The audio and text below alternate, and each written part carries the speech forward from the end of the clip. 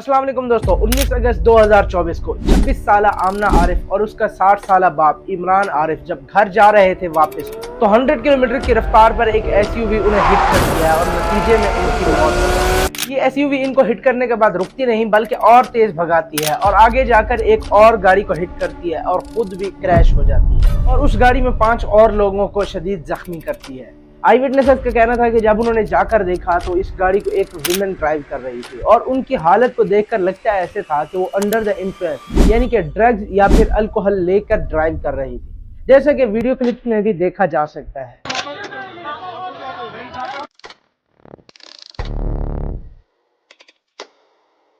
इस केस में अभी तक काफी सारी तहकीकात हो चुकी हैं, लेकिन इस वीडियो में हम इस बात की तहकीक करेंगे कि क्या ये औरत वाकई में अंडर द इन्फ्लुएंस यानी कि ड्रग्स लेकर गाड़ी चला रही थी या नहीं, और आखिर कौन कौन से सेक्शंस लगाए गए हैं उनके ऊपर और किस तरह प्रोग्रेस हो चुका है इस केस में। आइए ये सभी कुछ जानते हैं आज की इस वीडियो में। कराची के इलाके कारसाज में खातून से तेज रफ्तार गाड़ी बेकाबू होकर गाड़ी और मोटरसाइकिल से जा टकराई। इस हादसे में खातून समेत 2 अफराद जाँ बहक जबकि 5 अफराद जख्मी हो गए। इस तस्वीर को देखिए, 2021 के पेंडेमिक में ये तस्वीर काफी वायरल हुई थी। ये नौजवान लड़का कैमरून हेरन है जिसने एक माँ और उसके बच्चे को एक गाड़ी से कुचल दिया था। इसको 24 साल की सजा सुनाई गई थी और जिस वक्त इसको सजा सुनाई गई उस वक्त इस लड़के की उम्र 18 साल थी। कई सारे लोगों और औरतों ने इसके हक में प्रोटेस्ट किए। इसके हक में सोशल मीडिया पर ट्रेंड्स भी चलाए गए कि इसको रिहा किया जाए, कि कैसे एक नौजवान लड़के को इतनी बड़ी सजा सुनाई जा सकती है। लेकिन यूएसए के कानून ने ये कहा कि कानून सबसे ऊपर है, कानून की जद में हर एक शख्स आएगा, चाहे वो बूढ़ा हो, चाहे वो नौजवान हो, चाहे वो अमीर हो, चाहे वो गरीब हो। हर शख्स को कानून की पाबंदी करना लाजिम है। और कुछ ऐसा ही वाकया पेश आया 19 अगस्त को, जब एक नौजवान लड़की ने 3 बार 3 अलग अलग गाड़ियों को हिट किया। पहली मर्तबा एक गाड़ी और एक मोटरसाइकिल को हिट किया, फिर उसके बाद आमना आरिफ और उसके बाप को हिट किया, फिर उसके बाद एक और गाड़ी को हिट किया और फिर जाकर उसकी खुद की गाड़ी क्रैश हुई। आई विटनेसेस ने कहा कि लड़की ने पहले भागने की कोशिश की, लेकिन उन्होंने वहां उसको पकड़कर पुलिस के हवाले किया। फिर जब उसको पुलिस स्टेशन ले जाया गया तो पता चला कि ये कोई आम लड़की नहीं बल्कि कराची के एक influential businessman Gul Ahmed energy के सीईओ दानिश इकबाल की वाइफ है। पहले इनको बचाने की भरपूर कोशिश की गई और यहाँ तक कि इनके लॉयर ने तो एक झूठा बयान भी दे दिया कि इनकी क्लाइंट मेंटली इल है, लेकिन बाद में जिन्ना हॉस्पिटल के डॉक्टर ने यह साबित कर दिया कि ये मेंटली बिल्कुल स्टेबल है।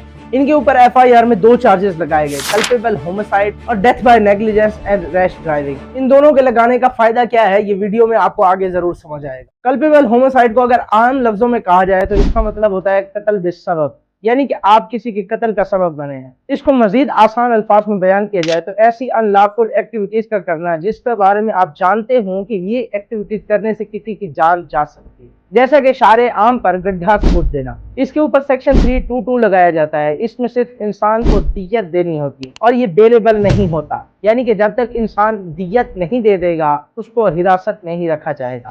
और वहीं डेथ बाय नेग्लिजेंस और रैश ड्राइविंग की बात की जाए तो उसको आम अल्फाजों में कहा जाता है कत्ल खता, यानी कि आपकी लापरवाही और तेज रफ्तारी की वजह से किसी की जान चली गई। इसके ऊपर सेक्शन 320 लगाया जाता है। इसमें मैक्सिमम पनिशमेंट 10 साल की जेल हो सकती है और वहीं इसके साथ साथ दियत भी अदा की जाती है, लेकिन ये बेलेबल जरूर होती है। इन दोनों सेक्शंस को लगाने का मतलब ये है कि मुजरिम को कहीं से भी राय फरार ना दी जाए और ये पहली मर्तबा है कि जब हमारे इदारों ने बहुत अच्छा काम किया है। और अब तो इन 2 सेक्शंस के साथ साथ एक तीसरा सेक्शन भी लगाया जाएगा, section 100 driving under the influence, जिसको 28 अगस्त को ही आईजी सिंध ने कंफर्म किया कि criminal under the influence drive कर रही थी। कि जब उसके यूरिन का टेस्ट किया गया तो उसके अंदर क्रिस्टल मेथ पाया गया। ये भी एक ड्रग का प्रोडक्ट है जिसको खासतौर बड़े बड़े लोग इस्तेमाल करते हैं। इन सब चीजों के साथ साथ एक और तस्वीर भी बड़ी सर्कुलेट कर रही है, कैसे एक औरत जो मेंटली इल करार दी गई थी वो 9 कंपनियों को हेड कर रही है। इस तस्वीर की असलियत कुछ ये है, क्योंकि इन कंपनियों का हेड करने वाली नताशा दानिश इकबाल नहीं बल्कि मिस नताशा इकबाल है, जो कि दानिश इकबाल की सिस्टर है।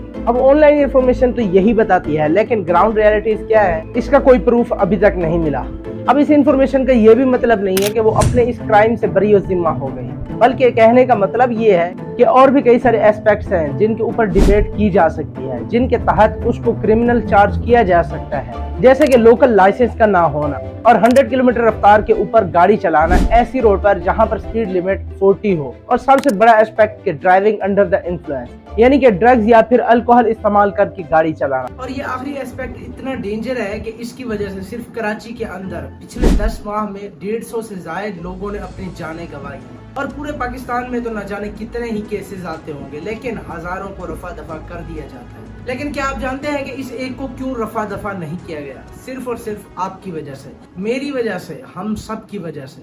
हम सब ने ये मिलकर बता दिया कि जब हम इकट्ठे होते हैं तो हम बड़े से बड़े अमीर शख्स को, अमीर खानदान को और यहाँ तक के सिस्टम को भी हिला के रख सकते हैं। हम में से जो शख्स पुलिस स्टेशन में बोल सकता था उसने पुलिस स्टेशन में बोला, जो शख्स अदालत में बोल सकता था उसने अदालत में बोला, और जो शख्स सोशल मीडिया पर बोल सकता था उसने सोशल मीडिया पर बोला। इस प्रोग्रेस की वजह सिर्फ और सिर्फ हम हैं, वरना हमें हिस्ट्री में शाहरुख का केस भी देखने को मिलता है, जिसने एक नौजवान लड़के शाहजेब खान का कत्ल कर दिया था और बाद में उसको रिहा कर दिया गया था क्योंकि विक्टिम्स ने सुलह कर ली थी। और ये हम सबको पता है कि पाकिस्तान में ये सुलह कैसे कराई जाती है, क्योंकि शाहरुख जदोई भी नताशा की तरह एक अमीर ज़ादा था। लेकिन दोस्तों इस केस के बारे में भी अभी तक कोई हतमी फैसला नहीं आया। हमें कई सारे ट्विस्ट अभी देखने को मिल सकते हैं इस केस में।